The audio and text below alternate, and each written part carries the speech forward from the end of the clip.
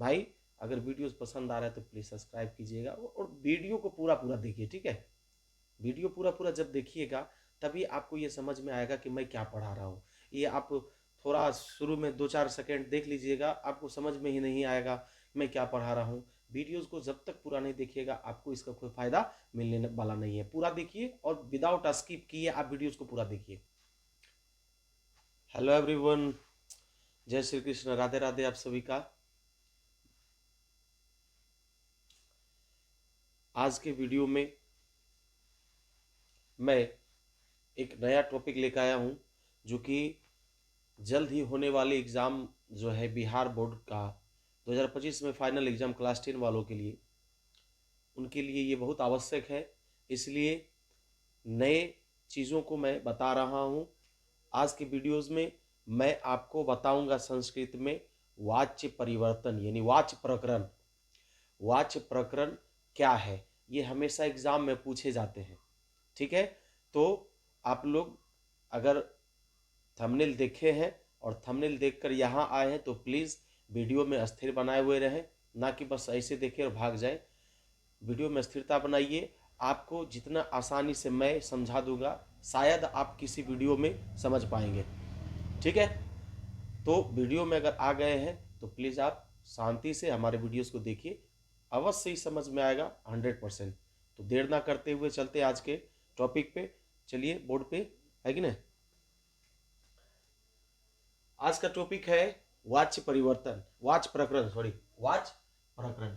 तो परिवर्तन ही करते हैं, जो वाक्य दिया हुआ रहता है उसे वाच्य के रूप में परिवर्तन करते हैं। सबसे पहले वाच्य, वाच्य कहते हैं किसको, इसको समझिए। सबसे पहले वाच्य कहते हैं किसको, तो क्रिया का जो काम है, क्रिया है, जो क्रिया का जो रूपांतरण होता है उसी को वाच्य कहते हैं। क्रिया के रूपांतरण को क्या कहा जाता है, वाच्य कहा जाता है। गौर कीजिए, मैंने बोर्ड पे इसकी परिभाषा को लिख दिया ताकि आप अच्छे से समझे। मैंने पहले ही कह दिया है कि जो हमारे वीडियोस में शामिल हुए हैं थंबनेल को देख के वो प्लीज़ अस्थिरता बनाए रखें और शांति से आप इस वीडियो को देखें।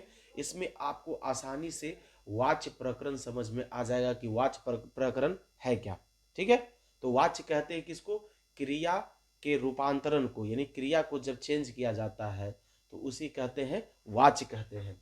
वाक्य देखिए, वाक्य में क्रिया का प्रयोग कर्ता या कर्म के अनुसार या फिर स्वतंत्र रूप से होता है।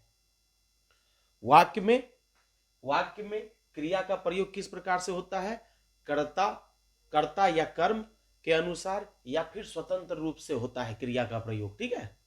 अब इन्हीं चीज को मैं समझाता हूं।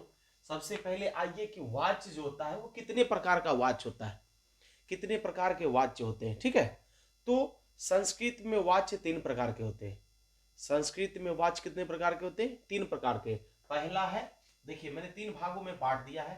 पहला है कर्तृवाच्य, पहला कर्तृवाच्य। दूसरा क्या है, कर्मवाच्य। दूसरा क्या है, कर्मवाच्य। और तीसरा है भाववाच्य। तीसरा क्या है, भाववाच्य। इन तीनों को समझिए। पहले वाच्य मैंने समझा दिया। वाच्य कहते हैं किसको, क्रिया के रूपांतरण को वाच्य कहा जाता है ना। और वाच्य संस्कृत में 3 प्रकार के होते हैं। एक हो गया कर्तृवाच्य, दूसरा कर्मवाच्य और तीसरा भाववाच्य। अब तीनों वाच्य को समझिए। जो कर्तृवाच्य दिया हुआ है, कर्मवाच्य दिया हुआ है, भाववाच्य दिया हुआ है, इन तीनों वाच्य को समझना है ना। तो कर्तृवाच्य क्या है, कर्तृवाच्य जो है क्रिया का प्रयोग में कर्ता के अनुसार होता है ना। वाक्यों में क्रिया के प्रयोग जो होते हैं वो कर्ता के अनुसार किया जाता है। कर्तृवाच्य का प्रयोग याद रखिएगा, कर्तृवाच्य का प्रयोग वाक्य में क्रिया के कर्ता के अनुसार किया जाता है, ठीक है। कर्मवाच्य जो है, कर्मवाच्य में क्रिया का प्रयोग कर्म के अनुसार किया जाता है। किसके अनुसार, कर्म के अनुसार किया जाता है। कर्मवाच्य में क्रिया का प्रयोग कर्म के अनुसार किया। लेकिन भाववाच्य, भाववाच्य क्या है, ये स्वतंत्र रूप से होता है। किसी भी वाक्य के क्रिया के प्रयोग में स्वतंत्र रूप से प्रयोग किया जाता है, वह उसका भाववाच्य कहलाता है, ठीक है।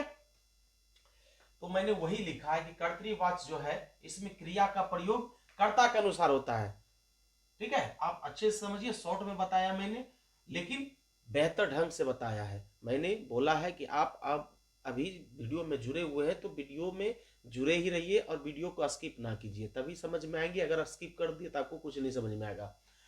कर्तृवाच्य जो है इसमें क्रिया का प्रयोग कर्ता के अनुसार होता है, कर्मवाच्य में क्रिया का प्रयोग कर्म के अनुसार होता है, और भाववाच्य में क्रिया का प्रयोग स्वतंत्र रूप से होता है। ठीक है, तीनों का जैसे एक एग्जाम्पल देते हैं। कर्ता के अनुसार कर्तृवाच्य का प्रयोग होता है, जैसे क्या है, बालकः विद्यालयम गच्छति, लड़का विद्यालय जाता है, लड़का विद्यालय जाता है। इसमें देखिए कर्तृवाच्य का प्रयोग क्या हो रहा है, कर्ता के अनुसार हो रहा है। विद्यालय जाने का काम कौन कर रहा है, बालक कर रहा है, कर्ता के अनुसार यहाँ पे कर्म हो रहा है ना, काम हो रहा है। तो बालकः ये हो गया कर्तृवाच्य। दूसरा क्या है, कर्मवाच्य। कर्मवाच्य का जैसे उदाहरण, छात्रेन वेद पठते, छात्रेन वेद पठते, छात्र के द्वारा वेद पढ़ा जाता है, छात्र के द्वारा वेद पढ़ा। इसमें क्या बोलता है, कर्मवाच्य क्रिया का प्रयोग कर्म के अनुसार हो रहा है। छात्र जो है वेद पढ़, छात्र पढ़ाई कर रहे हैं, लेकिन क्या उसमें क्या कर्म है, कर्म क्या जुटा हुआ है उनके साथ जुटा हुआ है, छात्रों के साथ पढ़ने का कर्म, वेद जुटा हुआ है। वह किसे पढ़ रहे हैं, किसको पढ़ रहे हैं, वेद को पढ़ रहे हैं, तो कर्म जुटा हुआ है। तो कर्मवाच्य में क्रिया का प्रयोग हमेशा किसके अनुसार होता है, कर्म के अनुसार होता है। लेकिन भाववाच्य में क्रिया का प्रयोग हमेशा स्वतंत्र रूप से होता है। ठीक है, जैसे मया हस्यते, मेरे द्वारा हंसा जाता है। मैंने ऊपर क्या समझाया कि भाववाच्य जो होता है क्रिया का प्रयोग इसमें स्वतंत्र रूप से होता है, इसमें कोई लिमिटेशन नहीं लगा हुआ है। मेरे द्वारा हंसा जाता है तो मैं स्वतंत्र रूप से हंसता हूं, है कि नहीं, हंस सकता हूं स्वतंत्र रूप से, इसमें कोई लिमिटेशन या किसी के द्वारा कोई बाधाएं नहीं है, ये स्वतंत्र रूप से। तो यही तीन चीज बताया गया है। वाच्य जो तीन प्रकार के होते हैं, कर्तृवाच्य, कर्मवाच्य और भाववाच्य। कर्तृवाच्य में क्रिया का प्रयोग कर्ता के अनुसार होता है, कर्मवाच्य में क्रिया का प्रयोग कर्म के अनुसार होता है, और भाववाच्य में क्रिया का प्रयोग स्वतंत्र रूप से होता है। ये तीन चीज आप तो अच्छे से समझ लिए। अब चलिए आपको बताते हैं कि वाच्य परिवर्तन होता है कैसे। वाच्य परिवर्तन होता है कैसे। वीडियो थोड़ा सा बड़ा होगा, लेकिन चिंता नहीं कीजिए। अगर कुछ सीखना है, पढ़ाई करना है, अपने लक्ष्य को प्राप्त करना है, तो थोड़ा सा परिश्रम करना पड़ता है। ठीक है, वाच्य परिवर्तन अब समझाते हैं कि वाच्य परिवर्तन आपके एग्जाम में वाच्य परिवर्तन करने के लिए आता है। एक वाक्य दे दिया जाएगा आपको संस्कृत में, अहम पठामी, अब कहेगा कि अहम पठामी का वाच्य परिवर्तन कीजिए, है ना। तो उसके लिए सीखना है, सबसे पहले हमको सीखना है कर्तृवाच्य से कर्मवाच्य में परिवर्तन, कर्तृवाच्य से कर्मवाच्य में परिवर्तन। देखिए कर्तृवाच्य जो होता है वह हमेशा प्रथमा विभक्ति में होता है, कर्तृवाच्य हमेशा प्रथमा विभक्ति में होता है, चाहे वह बहुवचन हो, द्विवचन हो या एक वचन हो। ठीक है, यानी प्रथमा विभक्ति का एक वचन हो, द्विवचन हो या बहुवचन हो, लेकिन वह प्रथमा विभक्ति का ही होगा। वो कर्ता के अनुसार अनुभव करता है, कर्ता एक वचन में है कि द्विवचन में कि बहुवचन में। ठीक है, लेकिन हमेशा वो क्या रहेगा, प्रथमा विभक्ति रहेगा। तो जब कर्तृवाच्य को कर्मवाच्य में परिवर्तित करते हैं तो कर्ता कारक जो प्रथमा विभक्ति होता है वह कर्म कारक के तृतीया विभक्ति में परिवर्तन हो जाएगा, तृतीया विभक्ति से परिवर्तन होगा।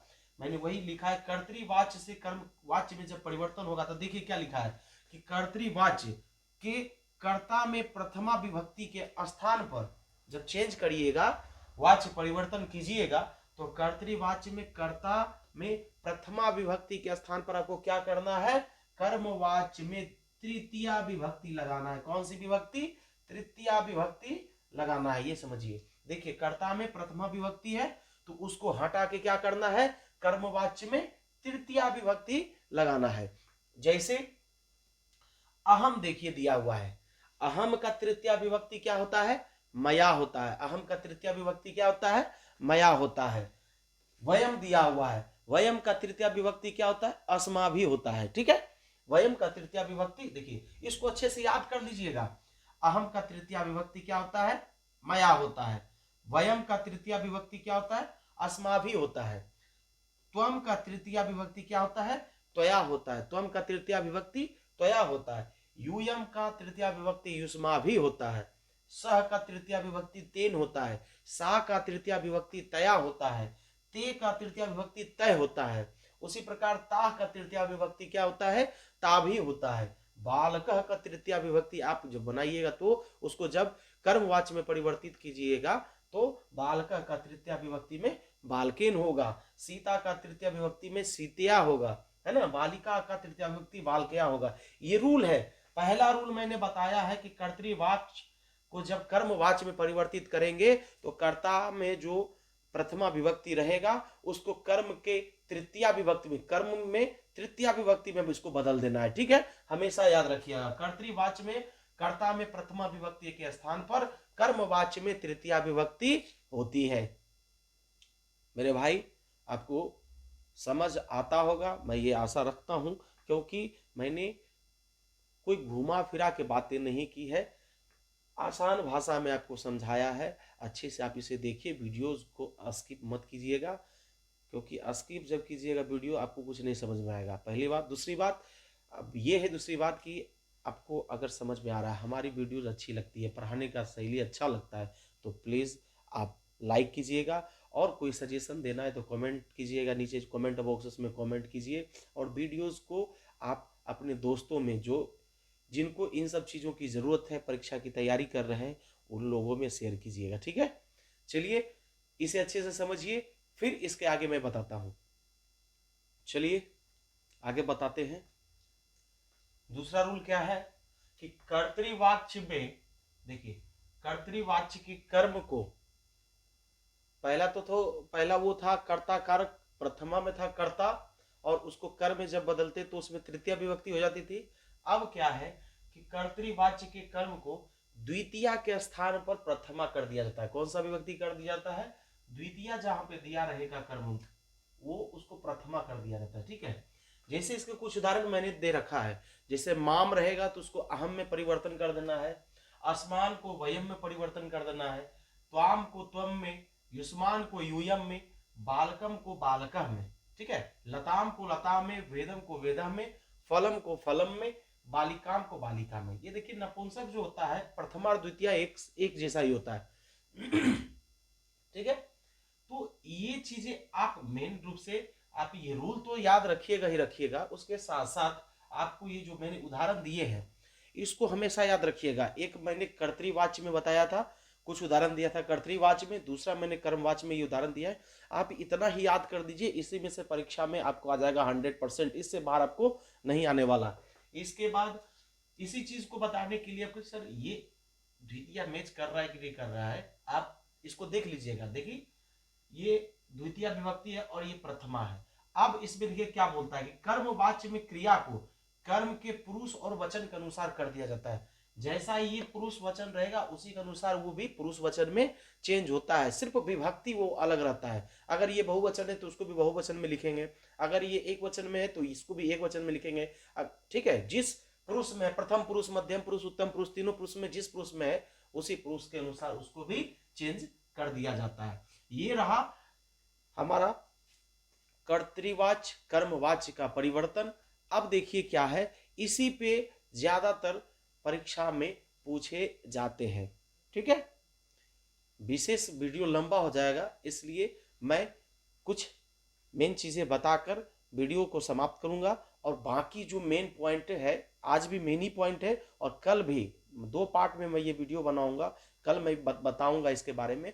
आपको एग्जाम में सिर्फ इतना से ही पूछा जाएगा, इतना आप अच्छे से पढ़ लीजिएगा, आप वीडियोस को देख लीजिए, आपको समझ में आ जाएगा, ठीक है।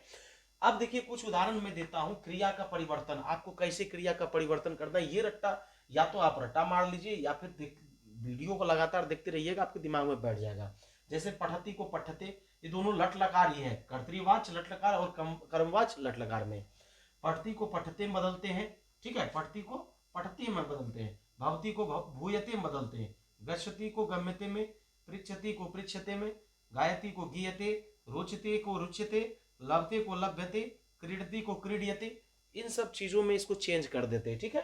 भक्षति को भक्षते में चेंज करते हैं, हंति को हन्यते में चेंज करते हैं, करोति को क्रियते में चेंज करते हैं, पूजयति को पूजयते में चेंज करते हैं, पीवती को पीयते में चेंज करते हैं, स्मरति को स्मर्यते में करते हैं, श्रृणति को श्रूयते में चेंज करते हैं, नयति को नियते में चेंज करते हैं। आप इसे एक बार अच्छे से देख लीजिए।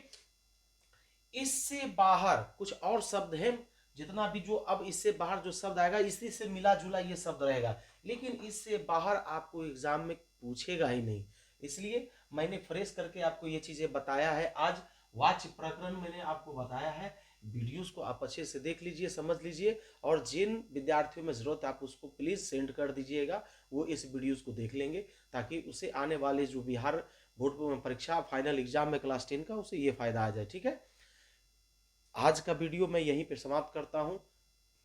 ठीक है, मिलते हैं फिर नए वीडियोस के साथ, तब तक के लिए धन्यवाद।